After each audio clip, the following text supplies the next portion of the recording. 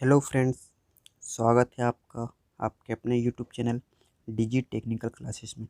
दोस्तों, आज की वीडियो में हम आग के बारे में जानने वाले हैं।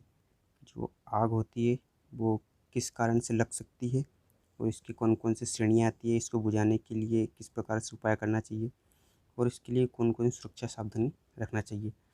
तो इसके रिगार्डिंग हम आज बात करने वाले हैं।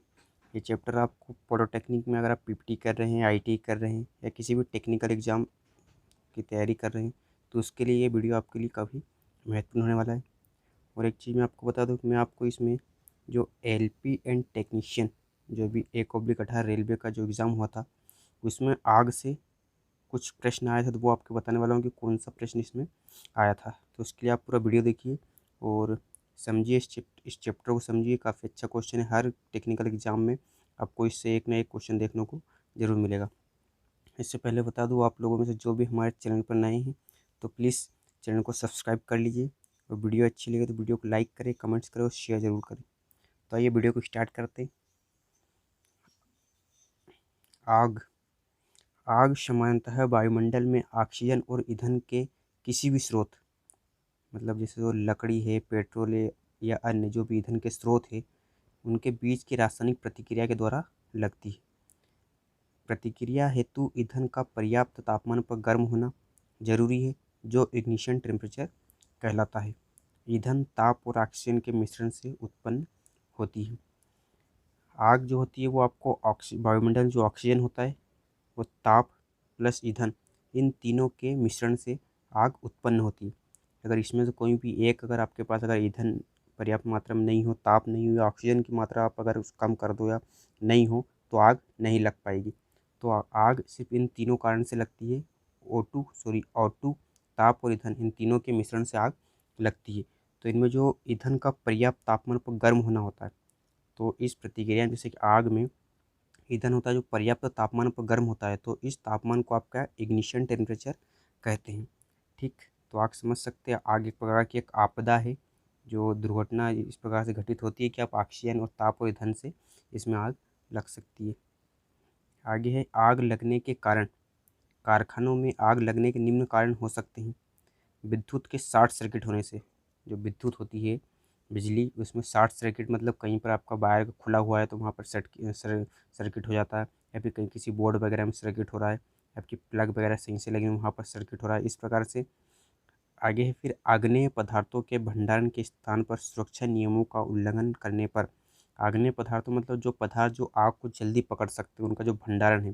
जैसे कहीं पर आपका पेट्रोल डीजल वगैरह कोई रखा हुआ है भंडारण, तो वहाँ पर आप सुरक्षा के नियमों का पालन नहीं करते हो, मतलब जैसे कि आप वहाँ पर बीड़ी सिगरेट या फिर माचिस वगैरह का उपयोग कर लेते हो, तो इस प्रकार से यहाँ भी आग लग सकती है।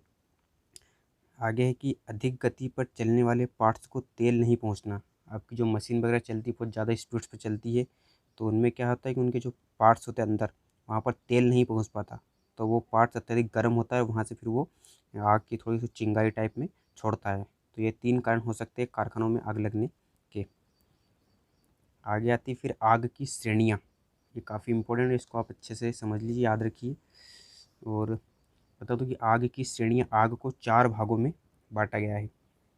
इसी से आपको किसी भी टेक्निकल एग्जाम में इसी से आपको क्वेश्चन देखने को मिल जाएगा, तो इसको आज अच्छे से समझिए आप। तो पहले इसमें क्या है, श्रेणी ए, वो श्रेणी बी, श्रेणी सी, श्रेणी डी, आपको इस 4 प्रकार से 4 श्रेणी में आपको बांटा गया है। फर्स्ट में आपके पास है श्रेणी ए। श्रेणी में आती है कार्बोसियम आग। कार्बोसियम मतलब जो कार्बनिक पदार्थ होते हैं उनमें लगी आग होती है कार्बोसियम आग, जो होती है श्रेणी ए के अंतर्गत आती है। तो इसमें कौन कौन से पदार्थ आते हैं, तो आपके पास आते हैं साधारण ज्वलनशील पदार्थ, जैसे लकड़ी, पेपर, कपड़ा, रबड़ या कुछ प्लास्टिक। इनमें अगर आग लगी है तो वो होती है आपकी श्रेणी ए की आग। ठीक है, तो आप इसके निवारण के लिए आपको क्या करना चाहिए, तो श्रेणी ए के निवारण के लिए आपको जो भी आपका, जैसे कि आप कार्यस्थल है, वर्कशॉप है आपका, वहाँ पर आप फालतू का जो स्टोरेज होता है, कचरा होता है या फालतू का सामान इकट्ठा होता है, उसको सामान को इकट्ठा होने न दें। कचरा हो उसे तुरंत साफ कर लिया जाए। इस प्रकार से आप इस आग का निवारण कर सकते हो। और इसको बुझाने के लिए आपको क्या करना चाहिए, इसको बुझा मतलब अगर श्रेणी ए की आग है तो उसको बुझाने के लिए आपको प्रेशर वाला जो पानी आता है, पानी का पाइप, इस प्रकार से, तो आप उसका प्रेशर वाला पानी डाल के या फिर डाई केमिकल फायर एक्सटिंग्विशर का प्रयोग कर सकते हैं। ठीक है, श्रेणी ए को बुझाने के लिए आप प्रेशर वाला पाइप पानी का प्रेशर या फिर डाई केमिकल फायर एक्सटिंग्विशर का प्रयोग कर सकते हैं। आगे आता है फिर आपके पास श्रेणी बी। श्रेणी बी मतलब तेली आग, मतलब तेली पदार्थ में लगी आग, वो होती है श्रेणी बी के अंतर्गत आती है। तो ये होती है गैसोलीन, मिट्टी का तेल, पेंट, थिनर, प्रोपेन, जो ये तेली पदार्थ होते हैं, इनमें अगर आपकी आग लगी है तो वो होती है श्रेणी बी की आग। तो इसके निवारण के लिए आपको क्या करना चाहिए? इसके निवारण के लिए आप तेली आग मतलब जैसे कि आप निवारण, अब जैसे कहीं जैसे कि आप पेट्रोल भरवा रहे हैं, तो पेट्रोल के टाइम पे आपकी बाइक की अगर चालू है तो उसको बंद अवस्था में रखना चाहिए।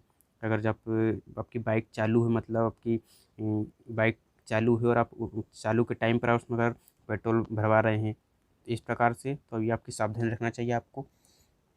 ये होते हैं इनके निवारण के कि आपको मशीन की चालू अवस्था में उस पर तेल नहीं डालना चाहिए। इस प्रकार से इसका निवारण आप कर सकते हैं। और इसके लिए आपको क्या करना चाहिए कि इस आग को बुझाने के लिए, तेली पदार्थ में लगी आग को बुझाने के लिए आपको फोम एक्सटिंग्विशर का प्रयोग करना चाहिए। जो अग्निशामक यंत्र, इसके बारे में आपको आगे बताऊंगा, तो वो भी आपको काफ़ी अच्छे से समझा दूंगा। तो आइए बस आप याद रखिए कि श्रेणी बी को बुझाने के लिए, तेली पदार्थों में लगी आग को बुझाने के लिए आपको फोम एक्सटिंग्विशर का प्रयोग करना चाहिए। नेक्स्ट आपके पास आता है फिर श्रेणी सी। श्रेणी सी में आती है आपके पास गैस के संपर्क में आने से लगी आग। जो गैस होती है, गैस के संपर्क में आने से जो आग लगती है वो आती है श्रेणी सी में आग होती है। तो इसका भी इसी प्रकार से इसका निवारण हो सकता है। आप गैसी आपकी जो आजकल तो क्या है कि कार वगैरह में गैस वगैरह से चलती है, या फिर जो भी गैस वगैरह में भरवाते समय आपको कार वगैरह को बंद रखना चाहिए। इस प्रकार से आप इसका निवारण भी कर सकते हैं। गैस के चलने वाले उपकरण को उस अवस्था में दोबारा ईंधन न भरे अथवा गर्म होने पर कुछ देर पहले ही लाया जाए। जैसे कि आप आपका अगर जो मशीन आपकी जो इसमें गैस से चलने वाले उपकरण है वो गर्म अवस्था में है, तो उसमें आपको तेल नहीं भरना चाहिए। इस प्रकार से आप इसका निवारण कर सकते हैं। और इसके लिए मतलब इसका बुझाना, मतलब इसको किस प्रकार से इसको बुझाया जा सकता है, तो इसके लिए भी आपको फोम, कार्बन डाइऑक्साइड या हेलोन केमिकल फायर एक्सटिंग्विशर का प्रयोग करना चाहिए। नेक्स्ट आपके पास आता है फिर डी। श्रेणी डी। श्रेणी डी की आग होती है जो बिजली में की आग होती है, बिजली से जो आग लगती है वो होती है श्रेणी बी। और इसमें मतलब इसके जो पदार्थ होता है वो होता है इलेक्ट्रिकल उपकरण।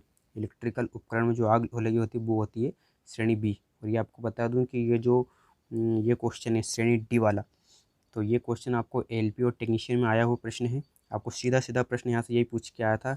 मैंने खुद इसका एग्ज़ाम दिया तो मेरे ही सेट में क्वेश्चन देखने को मिला था कि इलेक्ट्रिकल उपकरण में जो आग लगती है वो कौन सी श्रेणी में आती है। डायरेक्ट सीधा सीधा क्वेश्चन था आपके पास, तो ऑप्शन आपके पास यही थे, श्रेणी ए, श्रेणी बी, श्रेणी सी और श्रेणी डी। तो इसका डायरेक्ट आंसर आपको लगाना था श्रेणी डी। ठीक। तो अब इस प्रकार जिसमें इस चारों को अच्छे से याद रखिए कि श्रेणी ए में कौन सी आग आती है, श्रेणी बी में कौन सी आती है, सी में कौन सी आती है, डी में कौन सी आती है। और इनके जो पदार्थ होते हैं वो याद रखिए कि आप श्रेणी सी में गैसीय आग होती है, गैस से लगती है। और श्रेणी ए में कार्बोनेशियम आग होती है जो साधारण कपड़ा या रबड़ और प्लास्टिक से लगती है। इस प्रकार से आपको याद करना था। ये क्वेश्चन एलपी में टेक्नीशियन में आया हुआ प्रश्न है। इसके बाद आपको बता दूँ जो मैं अग्निशामक यंत्र, ये क्या होता है कि नाम से ही स्पष्ट है कि यह एक क्या है कि आग बुझाने का यंत्र होता है। देख सकते हैं आप इस प्रकार से, तो इसकी बनावट आप देख सकते हैं। यह इस प्रकार से शंकु का आकार का एक लोहे का आवरण है। इसमें क्या है कि अलग अलग प्रकार के केमिकल्स भरे होते हैं, क्योंकि अलग अलग प्रकार की आग को बुझाने के लिए अलग अलग इसका प्रयोग, फायर एक्सटिंग्विशर का प्रयोग किया जाता है। उसमें अलग अलग प्रकार के केमिकल्स आपके भरे जाते हैं। तो इसमें क्या है कि आपको जब आप इसका प्रयोग करते हैं तो आपको इसमें इसकी जो ये होती है घुंडी, ये इस प्रकार से देख सकते हैं। ये नोजल इसका जो होता है ये तो इसको आपको तोड़ना पड़ता है। इसको नीचे फर्श पर मारकर इसको तोड़ना पड़ता है। तो ये पाइप से इसकी जो ये नली है इससे आपकी जो गैस निकलती है तो वो आग को बुझाने का काम करती है। तो ये भी अलग अलग प्रकार से होते हैं। तो आपको बता दूँ मैं, फर्स्ट में आपका बात था अग्निशामक यंत्र CTC एक्सटिंग्विशर। काफ़ी फेमस है ये CTC एक्सटिंग्विशर। इसमें कार्बन टेट्राक्लोराइड तथा bromo chloride die chloro methane भरा जाता है।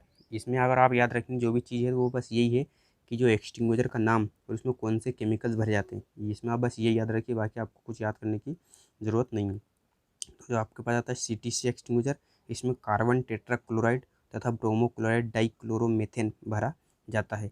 इसमें क्या है कि विद्युत में लगी आग को बुझाने के लिए इसका प्रयोग किया जाता है। CTC नाम से चलता है CTC, तो इसका प्रयोग बिजली से में लगी आग को बुझाने के लिए इसका प्रयोग किया जाता है। और ध्यान रखिए ये निकलने वाली गैसें क्या सभी हानिकारक होती है, तो इससे आपको नुकसान पहुंच सकता है। इसका प्रयोग आपको सावधानी से करना चाहिए। ठीक। नेक्स्ट आपके पास आता है soda acid, soda acid, soda acid extinguisher. तो जो लकड़ी, कपड़ा या अन्य ठोस ज्वलनशील पदार्थ में लगी आग होती है, इसके द्वारा बुझाई जा सकती है। सोडा एक्सटिंग्विशर जो साधारण ये एक प्रकार की श्रेणी आती है, उसको बुझाने के लिए इसका प्रयोग किया जाता है। तो इसके द्वारा बिजली में लगी आग को नहीं बुझा सकता। सोडा एसिड में क्या होता है कि एक प्रकार से इसका प्रयोग आग को नहीं बुझा सकता, क्योंकि इसके द्वारा निकलने वाले केमिकल विद्युत के अच्छे सुचालक होते हैं। जो सोडा एसिड एक्सटिंग्विशर होता है, इससे जो केमिकल निकलते हैं वो विद्युत के अच्छे सुचालक होते हैं। तो आप अगर इसका प्रयोग विद्युत में लगी आग को बुझाने के लिए करेंगे तो विद्युत तो आग और भी फैल सकती है, क्योंकि उसके जो निकलने वाले केमिकल्स होते हैं वो विद्युत के अच्छे सुचालक होते हैं। नेक्स्ट आपके पास आता है फोम एक्सटिंग्विशर। इसमें दो कंटेनर होते हैं, एक में एल्यूमिनियम का घोल तथा दूसरे में सोडा बाइकार्बोनेट का घोल होता है। इसमें देख सकते हैं आप जैसे भी इसकी बनावट होती है, इसमें एक प्रकार से बताया तो मैं नीचे आपको, जिस प्रकार से इनकी जो बनावट होती है, तो इसमें बीच में इस प्रकार दो कंटेनर होते हैं, एक ये होता है, एक ये होता है। इसमें अलग अलग प्रकार के केमिकल्स भरे जाते हैं।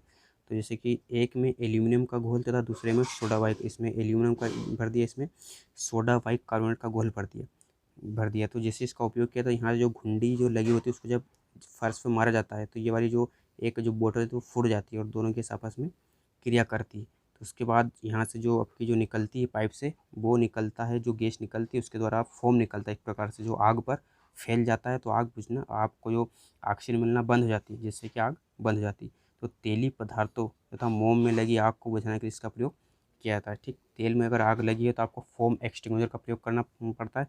तो ये आग पर एक प्रकार का फोम जो प्लास्टिक टाइप में होता है वो एक आवरण बना देता है, तो उससे क्या उसको ऑक्सीजन मिलना बंद हो जाता है, तो इससे वो आग बुझ जाती है। फिर आता है आपके पास पाउडर एक्सटिंग्विशर। इसको डाई केमिकल एक्सटिंग्विशर भी कहते हैं। काफ़ी इंपॉर्टेंट क्वेश्चन, ये क्वेश्चन भी आप याद रखिए। ये क्वेश्चन भी आया हुआ प्रश्न है कि पाउडर एक्सटिंग्विशर को और किस नाम से जाना जाता है। तो ये जाना जाता है आपको डाई केमिकल एक्सटिंग्विशर भी कहते हैं। इसमें कार्बन डाइऑक्साइड या नाइट्रोजन के साथ, या तो कार्बन डाइऑक्साइड भरी जाएगी या फिर नाइट्रोजन, उसके साथ में इसमें क्या सोडियम बाइकार्बोनेट पाउडर को आग पर फेंका जाता है। तो इसका प्रयोग विद्युत की आग को बुझाने के लिए किया जाता है। पाउडर का प्रयोग भी आप विद्युत में लगी आग को बुझाने के लिए कर सकते हैं। सॉरी, फिर आता है आपके पास fire blanket. Fire blanket fire blanket से आग को पूरा ढक दिया जाता है। स्वयं अपने द्वारा जलने पर बनी कार्बन डाइऑक्साइड से आग बुझ सकती है। एक फायर ब्लैंकेट आपने सुना होगा, एक प्रकार से एक मोटा कपड़ा आता है, ब्लैंकेट आप समझ सकते हैं। अगर गाँव से बिलोंग करते हो तो ब्लैंकेट आता है इस प्रकार से। तो वो क्या कि अगर छोटी मोटी आग लगती है तब उसके ऊपर ब्लैंकेट कपड़ा डालकर वो आग बुझ सकती है। ठीक, तो प्रशिक्षु यह भी जान समझ ले कि आग एक अत्यंत संवेदनशील व आकस्मिक आपदा है, जिसका सामना केवल ज्ञान और समझदारी से ही किया जाना संभव है। इसको आप याद रखिए। इस प्रकार से अगर आप आग लगी है तो उसका सामना केवल ज्ञान और समझदारी से ही कर सकते हैं। थैंक्स। इसके बाद अब हम बात करते हैं सुरक्षा सावधानियों की, कि जो आग से बचाव के लिए कौन कौन सी सुरक्षा सावधानियाँ हमको रखनी चाहिए। तो फर्स्ट में है हमारे पास, जिन पदार्थों को आग आग जल्दी पकड़ती है उन्हें अलग स्थान पर रखना चाहिए। आग वाले पदार्थों को अलग स्थान पर रखना चाहिए। ठीक, कार्य करने वाले स्थान को, मशीनों को अच्छी तरह साफ रखना चाहिए। इससे क्या है कि कार्य करने वाले स्थान में फालतू कचरा वगैरह पड़ा रहता है तो उससे आग लग सकती है, या फिर मशीनों में को साफ़ नहीं होने से उसमें ज़्यादा घिसाव से आग लग सकती है। नेक्स्ट आपके पास है, आग बुझाने के लिए वर्कशॉप में रेत रेत या पानी से भरी बाल्टियों को रखना चाहिए। आग बुझाने के लिए फायर एक्सटिंग्विशर का प्रयोग करना चाहिए। नेक्स्ट फिर, आग फैलने पर फायर ब्रिगेड को टेलीफोन करके उसकी सेवा प्राप्त की जा सकती है। ये आपकी इसकी सावधानी। इसके बाद भी आप देख सकते हैं कि अगर इसमें आपको जो सावधानी है कि आपको आपके वर्कशॉप पर जहाँ आप काम करते हैं वहाँ पर आपको बीड़ी सिगरेट का प्रयोग नहीं करना चाहिए। इसके बाद जहाँ पर जो शॉर्ट सर्किट होने वाले स्थान, जैसे कि आप कुछ वायरिंग आपको कुछ दिखी जो कट फेज वगैरह, तो उसको वहाँ पर आपको तुरंत उसको जोड़ देना चाहिए। ये सब आपको सावधानी रखनी चाहिए। आई होप कि आपको वीडियो पसंद आई होगी। वीडियो पसंद आए तो प्लीज़ वीडियो को लाइक करें और हमारे चैनल को सब्सक्राइब ज़रूर करें। और ऐसे ही न्यू वीडियो के लिए और एंड IIT और सभी टेक्निकल एग्ज़ाम के संबंधित लेटेस्ट अपडेट के लिए हमारे चैनल को सब्सक्राइब जरूर करें। धन्यवाद।